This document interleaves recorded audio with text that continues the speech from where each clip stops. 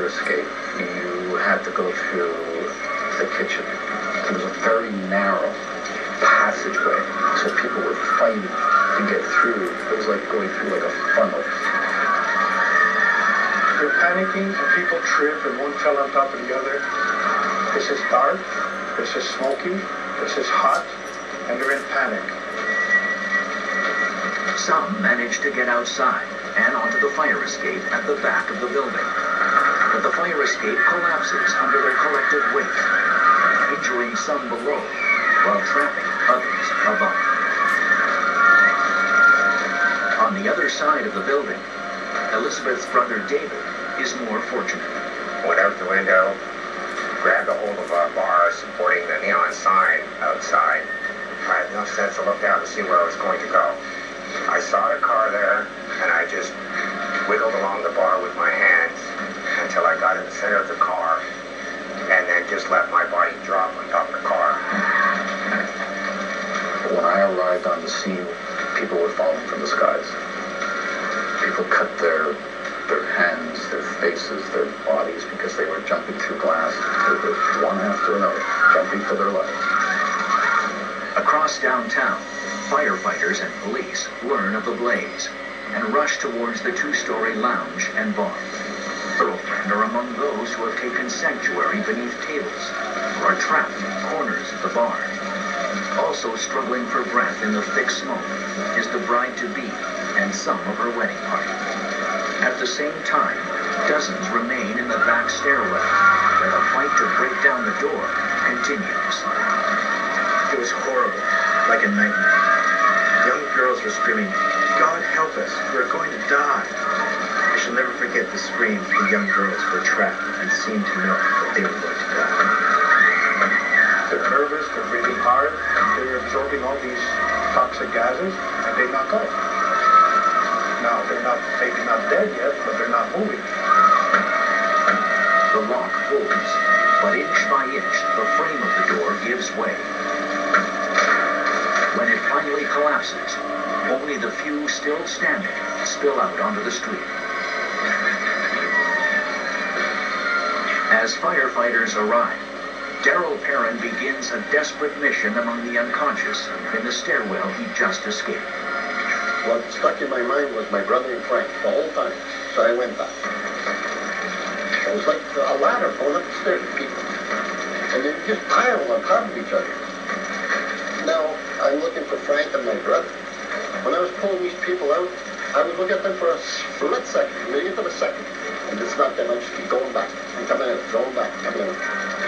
Darrell's British friend, Frank Rothwell, is among the dozens of people trapped in the stairwell. All he remembers is collapsing. Maybe I was overcome by the choking black fume, or maybe somebody hit me and tried to get past. I blacked out. Well, I didn't even know I pulled him out, but he figured I pulled him out because I pulled a lot of people off the stairs after.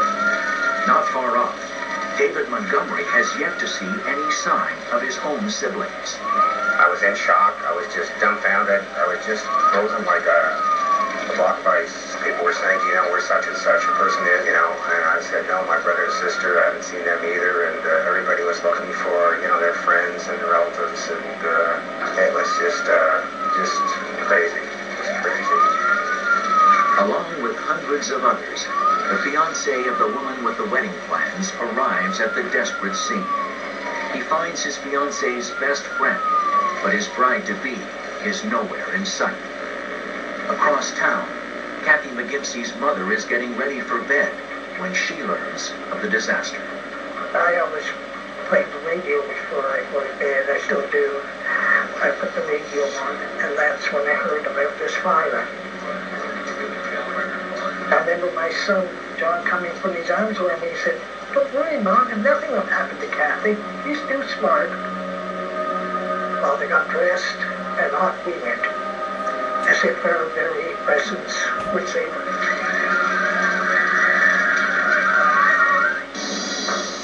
First, 1972. In Montreal, firefighters battle a blaze in the Bluebird Cafe, while local hospitals are overwhelmed by the incoming wounded. By midnight, there is little chance of finding survivors inside, rescued, has given way to recovery. A lot of people were just wandering around outside. People that, like myself, that have been lucky enough to escape, were asking me and other people where their friends were, where their relatives were. Once they cooled down everything, that's when you saw everything that was reality. All the people that were there, all the people that were in the positions where they died, people were spread all over the floor, and you see there was clusters of people at certain places. They were literally handing them bodies from one fireman's arms to the next fireman's arms to the next fireman's arms. And they were bringing a body like that. The crowd is looking, hoping that it's not their brother, their father, their mother, their sister, or their friend. Fortunately, Daryl Perrin discovers his brother down the street, injured but alive. He tells him that their British friend Frank Rothwell is already on his way to hospital. Others are not so fortunate. After hours of searching and hoping, John McGimsey learns that his daughter Kathy did not survive.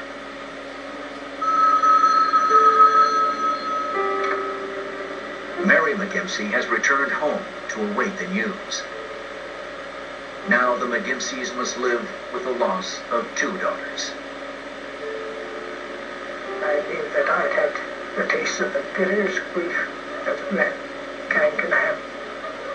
But she was a gentle girl, a gentle girl. And I could hear her, not that night, later on, I could hear her cry out to me, help me, help me. I knew she must have been so frightened. What killed the people was the smoke and the hot gases. That was the worst thing. That caught them by surprise. By morning, the death toll from the Bluebird Cafe stands at 36, making it Montreal's worst fire disaster in decades. Among the dead, the couple out celebrating a birthday. They leave behind 4 children. The next day, I was at the morgue, and I just stood in the hallway and I watched as people would go into the room, and I could tell when they came out, just looking at their faces, that they'd just identified a body. I saw a young man go in. He had his composure as he walked through the door and then just collapsed against the wall. It was his girlfriend, his fiancée, who died that night. Both of David Montgomery's siblings have survived the night of the fire. His sister Elizabeth, however, passes away in hospital later that weekend due to injuries he received during the struggle to get out and the collapse of the fire escape. I was in shock. I just went through the motions. I can remember making the arrangements to have her funeral, and it was extremely devastating for my mom and dad, and for myself also, although at the time, which I only realized later, I was in such shock that I don't remember all the details. I just remember going through the motions. I lost my sister that evening, and I lost too many other friends that evening. It's just a very, very sad scenario. For investigators, the cause of the blaze is obvious, and the young men who started it are held criminally responsible. But an inquest into the disaster probes the question of how a gallon of gasoline managed to kill so many so quickly, and if better safety measures could have saved more lives. It sits on the site of the Bluebird Cafe. No permanent memorial of granite or steel exists to recall the day when disaster struck on a holiday weekend. Only the scarred recollections of those who lived through it, and the memories of those who died. You know, a lot of families were devastated and still are devastated by that fire, still affected by that fire.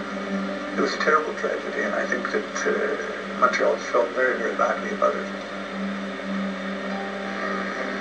I feel that Elizabeth should be remembered in the hearts of her family. She was important to us, and we will never forget